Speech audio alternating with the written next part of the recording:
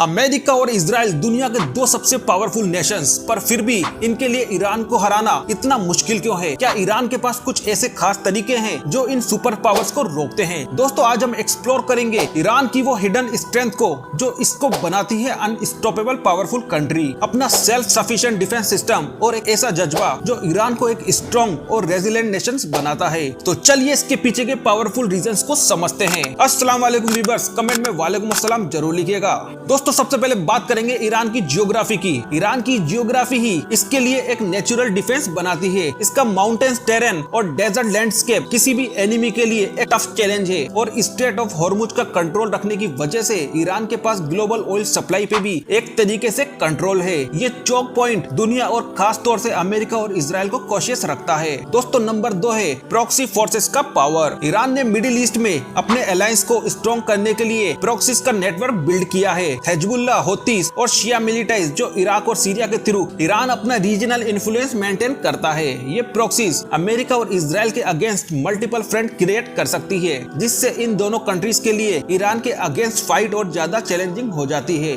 दोस्तों, नंबर 3 पर है एसिमेट्रिक वॉरफेयर की कैपेबिलिटी। ईरान एसिमेट्रिक वॉरफेयर में काफी एडवांस है, जिसमें गुरिल्ला टैक्टिक्स, साइबर अटैक्स और ड्रोन जैसे अनकन्वेंशनल टूल्स शामिल है। ये सब ईरान को पावरफुल एडवर्सरी बनाते हैं। ईरान की बैलिस्टिक मिसाइल्स यूएसए और इवन इजराइल तक रीच कर सकती है, जो इन कंट्रीज के लिए एक स्ट्रॉन्ग डिटरेंट का काम करती है। दोस्तों, नंबर 4 पर है self reliance in defence production. Sanctions की वजह से ईरान ने अपनी डिफेंस नीड्स के लिए खुद पर रिलायंस डेवलप कर ली है। आज ईरान अपने ही टैंक्स, मिसाइल्स, ड्रोन्स और फाइटर जेट बनाता है। सेल्फ रिलायंस की वजह से वो प्रोलॉन्ग कॉन्फ्लिक्ट्स में भी अपने आप को सस्टेन कर पा रहा है। दोस्तों, बात करते हैं पब्लिक सपोर्ट और नेशनल यूनिटी की। ईरान की स्ट्रेंथ का एक बड़ा पार्ट इसके लोग है। दशकों से फॉरेन इंटरवेंशन और सैंक्शंस के बाद भी ईरानियन पब्लिक यूनाइटेड और रेजिलेंट है। इस यूनिटी का मतलब है कि फॉरेन प्रेशर से ईरान के अंदर डिवीजन नहीं होता और लोग मिलके अपनी कंट्री और लीडर्स को सपोर्ट करते हैं। ईरान का न्यूक्लियर प्रोग्राम उसके डिफेंस का एक मेजर फैक्टर है। हालांकि ईरान कभी भी ऑफिशियली ये नहीं बताता है कि उसके पास न्यूक्लियर वेपन्स है या नहीं, लेकिन इसका पोटेंशियल न्यूक्लियर कैपेबिलिटी होने का आइडिया ही